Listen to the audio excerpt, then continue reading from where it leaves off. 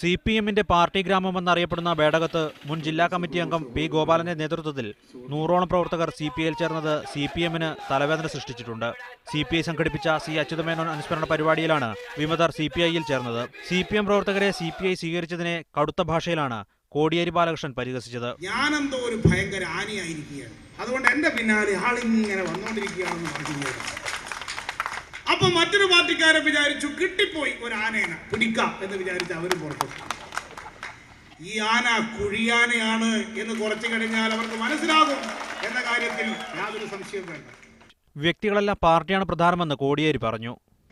ഇപ്പോൾ CPM-ന്റെ സംസ്ഥാന സെക്രട്ടറിയാണ് ഞാനില്ലെങ്കിലും ഈ CPM ഉണ്ടാകും, വളരും, ശക്തിപ്പെടുമെന്ന കാര്യത്തിൽ എനിക്ക് യാതൊരു സംശയവുമില്ല. CPM-ന്റെ ബേഡകം ഏരിയയിലെ 7 ബ്രാഞ്ചുകളിൽ പ്രവർത്തിച്ചിരുന്ന 107 പേരാണ് CPI-യിൽ ചേർന്നത്. കൂടുതൽ വിമതർ പാർട്ടി വിടാൻ ഒരുങ്ങുകയാണെന്ന് സൂചനയുണ്ട്. മീഡിയ 1 കാസർഗോഡ്.